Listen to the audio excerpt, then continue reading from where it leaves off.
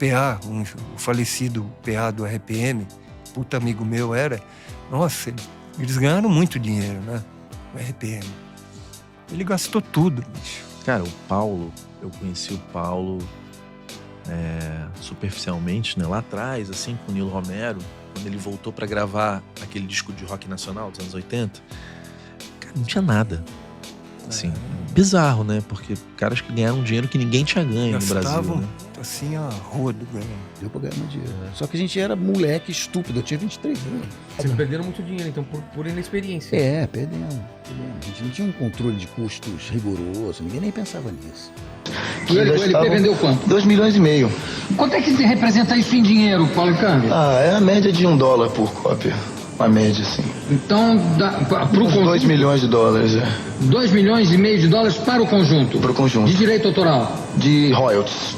De royalty? Direito autoral é o direito da tua execução em rádio. Isso em quanto tempo? Em 2 anos? Não, isso é mais ou menos 1 ano. Esse disco teve uma carreira mais ou menos de 1 ano. Teve o disco anterior que vendeu 500 mil cópias. E o cachê do RPM, a partir de março, passou a ser cachê por show. Começou em 10 mil, foi para 20 em abril, 30, 50, 100 e 150 mil. Eles dividirem pelos 4. Não, aí a gente conseguiu fazer uma divisão mais justa. Mas, na verdade, eu tinha que interferir até nisso, na banda. Eles ganharam uma fortuna, eu também ganhei, o honesto, né? E aí quando começa a entrar droga, vira uma droga. Eles enlouquecidos chegaram um dia, falaram que queriam sair.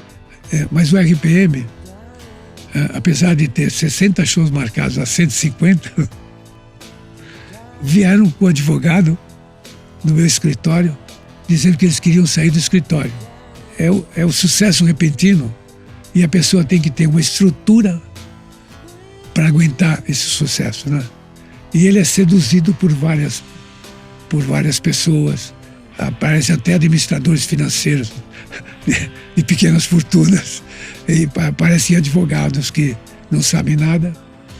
Então, a pessoa drogada não sabe o que quer, né? Venderam milhões de discos, lotaram estádios, faturaram fortunas em shows, que percorreram o Brasil entre 1985 e 1986. Mas por trás desse sucesso, sem precedentes na música nacional, teve uma história que terminaria em ruína, solidão e tragédia. Esta é a história do RPM. Como seus membros ganharam milhões e gastaram tudo. Mas antes de contar essa história, pedimos que deixe seu like, se inscreva no canal e ative o sininho. Assim você nos ajuda para que o YouTube continue exibindo os nossos vídeos, para que possamos continuar contando mais histórias do RPM e seus integrantes. A grande maioria dos usuários recorrentes do canal não são inscritos, por isso pedimos que nos ajude com sua inscrição. Também ativamos a opção Seja Membro para quem desejar colaborar e acessar material exclusivo do canal.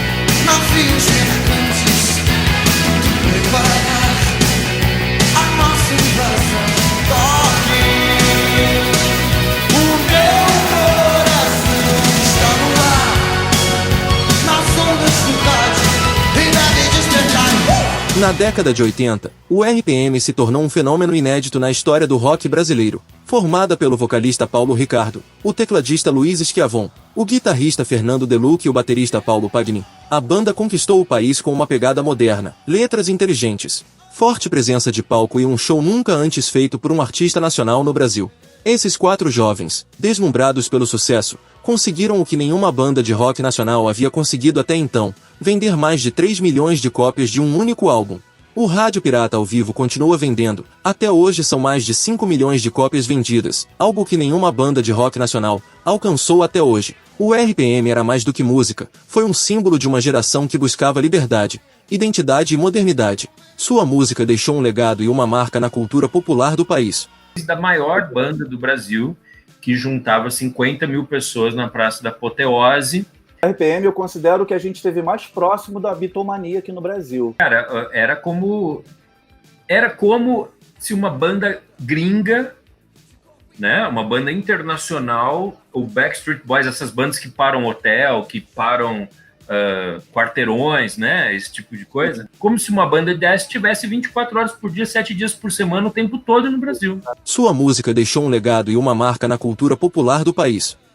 O RPM foi, sim, uma das maiores bandas do Brasil em todos os tempos, mas também ele representou um marco, exatamente isso, um marco na história da música brasileira por conta do impacto que se estendeu para o mercado de discos, para a sonoridade do rock nacional como um todo e até mesmo para a cultura musical do Brasil. Sob a direção do empresário Manuel Puladian, eles conseguiram se tornar a maior banda de rock do país, vivendo ao máximo todos os clichês do rock: sexo, drogas e muito dinheiro. Shows em estádios de futebol, turnê pelo país, egos inflados, uma vida de luxos, excessos e milhões. Mas nem tudo dura para sempre. Jovens milionários bem-sucedidos pensavam que seu sucesso duraria para sempre, mas tudo começou a mudar no início de 1987. Conflitos internos, ego, cansaço e excessos começaram a cobrar seu preço. E o RPM, depois do fracasso do seu álbum de 1988, O Quatro Coiotes, se separou em fevereiro de 1989. Deixando para trás uma legião de fãs órfãos. Para começar, é importante esclarecer que nem todos receberam o mesmo pagamento pelos shows. Havia uma divisão desigual. Sabe-se que Paulo Ricardo e Luiz Schiavon ganhavam mais que seus colegas. Eles dividirem pelos 4. Não, aí a gente conseguiu fazer uma divisão mais justa. Mas, na verdade, eu tinha que interferir até nisso, na banda. Da mesma forma, os 4 fizeram uma fortuna na época. Não necessariamente foi com a venda de discos, embora gerassem renda, mas com os shows do RPM. Em 1987 a banda fez um investimento que foi um fracasso, a gravadora RPM Discos, o que fez os integrantes do grupo perderem muito dinheiro na época.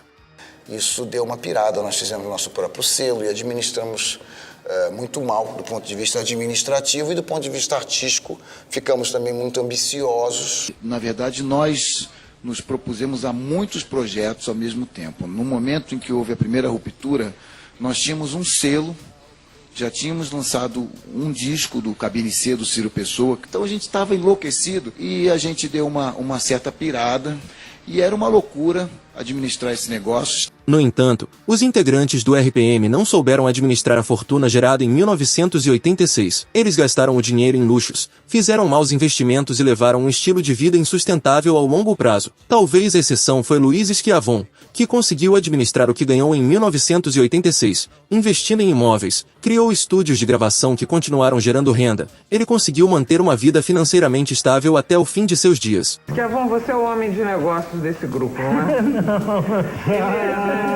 Ele não é homem de negócio? Olha aqui, ó. Ele tem um grupo Esquema 336, que engloba 2 estúdios de produção de discos e jingles, uma empresa de publicidade, um centro de lazer em Campos do Jordão. Isso daí é um exagero da gravadora, né? Não é isso tudo, não. A gente tem um estúdio, a gente desenvolve os trabalhos Tem estúdio? Tem estúdio. Centro de lazer? Não, é uma pousadinha, um restaurante.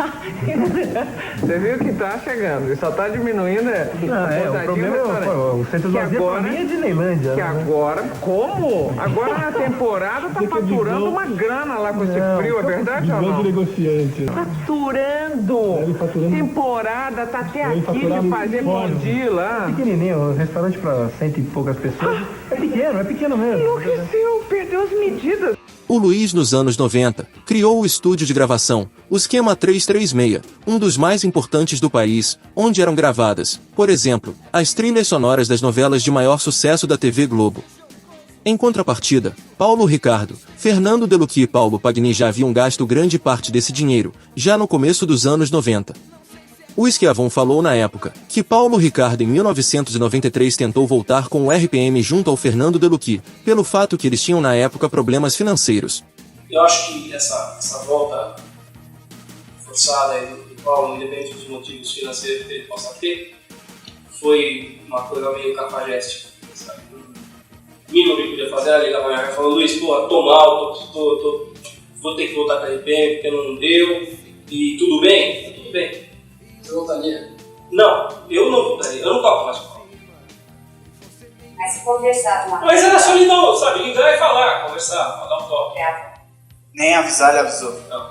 A gente recebeu informações de um amigo que trabalhava na época como jornalista, que na realidade ao menos o Paulo Ricardo nunca teve problemas de dinheiro, por mais que algumas matérias tentassem contar essa ideia. Seja como for, Paulo Ricardo conseguiria voltar novamente ao sucesso, na carreira solo em 1998, a partir do sucesso do álbum O Amor Me Escolheu, lançado em 1997.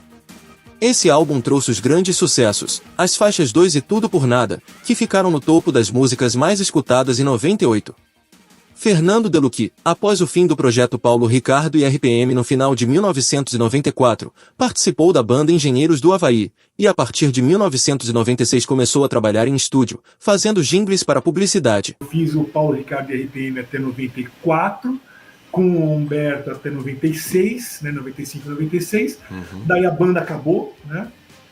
Estavam com vários problemas, né? A gente teve vários problemas lá, a banda teve que parar mesmo, e aí eu me isolei num estúdio na Vila Madalena, em São Paulo, para trabalhar com publicidade. Paulo Pagni também continuou envolvido com a música, participando de diferentes bandas, desde Neandertal, uma banda de metal onde era vocalista, até grupos como Tioban Dionis, onde tocava teclado e era um dos vocalistas. E você tá com dinheiro? Alguém? Então, tem que estar com dinheirão. Eu tem negócio próprio, bicho, tá rico. você tem 15 cachorros, você não tem grana pra nada. Deu. Em 2001, o RPM se reuniria com sua formação original para o projeto RPM MTV 2002. Segundo pessoas próximas à banda, por esse retorno, o vocalista Paulo Ricardo recebeu 50% dos lucros do grupo, e o restante foi dividido entre os outros 3. Isso pelo fato do Paulo ter que deixar de lado a sua carreira na América Latina, para voltar com a banda. Essa divisão nos lucros do grupo foi contada na época, mas não temos 100% a confirmação dessa versão. Após uma nova briga entre os integrantes em 2003 e uma nova separação da banda, Luiz Schiavon formou a banda LSD com Delucchi, e no final de 2004 foi trabalhar na TV Globo até 2010, como diretor da banda Domingão do Faustão. Paulo Ricardo e Paulo Pagni continuaram trabalhando juntos na banda PR5 até o final de 2010. No começo de 2011, Paulo Ricardo fez o anúncio pelo Twitter que o RPM voltaria novamente, com um álbum só de inéditas. O RPM fez shows de abril de 2011 até março de 2017, quando foi feito oficialmente o último show da turnê Electra. Os shows dessa turnê, embora não gerasse os milhões que a banda conquistou na década de 80, permitiram que eles fizessem uma grana. Mas os problemas começaram novamente quando a banda se separou definitivamente em 2017. Naquela época, Paulo Ricardo queria dar um tempo e continuar sua carreira solo. Na verdade, o Paulo não saiu. Na verdade, o Paulo quis fazer uma pausa para fazer carreira solo. Ele queria modificar as coisas da banda, não se acertou muito com a gente e quis fazer carreira solo e trabalhar lá com a Globo. Eu não lembro o programa que, enfim, que ele foi ser jurado. E ele quis fazer uma pausa. O Luiz, o PA e eu quisemos continuar. A gente não se entendeu a partir desse ponto. Infelizmente vieram os processos. Já os outros 3 integrantes, o Luiz Schiavon, o Fernando Delucchi e o Paulo Pagni queriam continuar. Nessa época, o baterista Paulo Pagni já começava a apresentar sinais de alguns problemas de saúde, por isso ele só participou de um show nesse projeto que tentava dar continuidade à banda. Em 2019 ficou na UTI por vários dias, devido a uma infecção pulmonar, apresentou dificuldades respiratórias, recebendo ventilação por traqueostomia. Ele foi diagnosticado na época com fibrose pulmonar. Paulo Pagni morreu em junho de 2019, na pobreza, vivendo sozinho com seus cachorros, no sítio que ele tinha há muito tempo. O sítio estava meio abandonado, a situação dele não era das melhores. Ele não teve filhos nem parceira estável nos últimos anos. E foi assim que ele morreu sozinho, depois de também lutar contra uma depressão profunda. Morreu hoje o baterista Paulo Pagni, do RPM. O músico, conhecido como PA, estava internado desde maio por complicações de uma fibrose pulmonar. O PA, ele no final da vida dele, ele atravessou uma fase muito difícil, não por causa de drogas só, de maconha ou cocaína. Ele teve uma depressão profunda quando o RPM parou em 2017. E ele passou a usar os remédios controlados, né, tarja preta, opiáceos, né? Mas o PA nunca foi um cara muito organizado e isso foi um grande erro, porque esses remédios eles precisam ser tomados com muito cuidado. Ministrado na hora certa. A indústria farmacêutica não está nem aí. Os caras querem que você vá lá na farmácia e compre os remédios que não são baratos e o resto por sua própria conta. E ele se deu mal. Ele foi enredado, né, nessa falta de disciplina aí no tratamento e depois de alguns anos ele ficou irreconhecível, cara. Ele ficou muito debilitado, perdendo a autonomia. Foi uma coisa, péssima. Luiz Schiavon, como falamos anteriormente, conseguiu administrar bem seus recursos. Ele investiu em imóveis, gerou outros ingressos, até teve uma coleção de carros antigos, uma das suas paixões junto com a música. O Luiz manteve uma vida financeira estável até sua morte em 2023. Ele era o cérebro musical do grupo e também o mais cuidadoso com dinheiro. Esse DeLorean é de 1981. Ele foi um dos primeiros carros do mundo a ter injeção eletrônica. E quem vai trocar uma ideia com a gente sobre essa estrela do cinema é o dono dele, o músico Luiz Schiavon. Tudo bom, Milena? Tudo ótimo. Luiz, me conta uma coisa, tá preparado aí para viajar para o futuro com esse seu carrão? Bom, acabei de chegar do passado, vou pro futuro, vou para qualquer lugar. Ah, isso aí. Isso são 4 rodas mesmo. Eu gosto de borracha, pneu, ou 2 também. Eu gosto de moto, tenho algumas motos e tal. Paulo Ricardo continuou com a carreira, teve bastante visibilidade, tendo participado de programas da TV Globo, como foi sua participação como jurado do Superstars. Com a chegada da pandemia em 2020 e a impossibilidade de fazer shows, gerou problemas financeiros ao mundo dos artistas no mundo. Na época, o programa de fofocas da Rede Record Hora da Venenosa falou que o Paulo tinha algumas dívidas, mas a gente não sabe com certeza se isso foi bem assim. Após o divórcio dele com a empresária, a Gabriela Birman, lá em 2017, o cantor ficou responsável por pagar uma pensão de R$13 mil ao todo, né? Só que devido à pandemia, ele alega não ter condições de pagar o valor. De qualquer maneira, passada a pandemia, ele voltou a excursionar pelo Brasil. Atualmente, ele está em turnê pelo país com sua turnê rock popular, começando em junho com uma nova turnê, Paulo Ricardo XL, que celebra 40 anos de carreira. Já Fernando Deluc, em 2018, junto com Luiz Schiavon, tentou dar continuidade ao RPM sem Paulo Ricardo. Como falaram na época, a marreta deles é a música, por isso queriam continuar com a banda. Eles fizeram alguns shows até a chegada da pandemia. Depois da morte do Luiz Schiavon, a justiça determinou a impossibilidade do Deluc de usar o nome RPM. Em 2024, depois da morte do Luiz e após a decisão judicial, que o impediu de usar a marca RPM, chegou a um acordo com Paulo Ricardo, que deu fim ao projeto que tentava fazer uma espécie de novo RPM. Depois do acordo, sua banda mudaria o nome, passaria a ser RPM O Legado, uma banda tributo ao RPM. Em respeito ao público e ao nosso passado e tal, entramos num acordo e eles vão continuar trabalhando como RPM O Legado. E tudo bem, fizemos as pazes. Porque o RPM é aquele grupo com os 4 membros originais que lançou aqueles álbuns e tal. Essa nova produção, da qual eu já não participo, vai se chamar RPM O Legado. É uma espécie de tributo, é uma espécie de continuidade, mas não é o RPM. Em entrevista concedida em 2024, Deluc afirmou: "Sabe como é? Eu não estava afim de jogar roleta russa podendo perder a chance de continuar fazendo rock, levando o legado do RPM para o povo brasileiro, que é o que temos feito nos últimos anos. Eu não estou afim de trabalhar sem estrutura, me vestindo como um palhaço, procurando dar uma canja no show de uma banda grande num festival qualquer ou até criando polêmicas para buscar visibilidade, que é o que às vezes você faz em carreira solo. Apesar do acordo, o ritmo de shows não é mais o mesmo de 2024, já que apenas um show foi realizado até agora em 2025. O RPM foi um ícone, um fenômeno que marcou toda uma geração, mas também deve ser um recordatório de como o sucesso pode ser passageiro, e como é importante gerenciar os recursos de forma correta. Eles ganharam milhões, e gastaram tudo. Alguns conseguiram seguir em frente, outros tiveram que continuar lutando. O que é inegável é que o RPM nos deixou seu legado, sua música e suas histórias, que tentamos manter vivas aqui no canal. Esta foi a história dos integrantes do RPM que ganharam milhões e gastaram tudo. A gente na época era muita gente que vinha falar com a gente, muita gente nos elogiava e aquilo tudo nos deixou perdidos, né? Completamente perdidos. Você, eu pro outro. Eu vou lá, vou cantar e vou arrebentar e vou vender um monte de disco independente do que 2 milhões, o grupo vendeu 2 milhões, quentinho pra cada um, tava bom.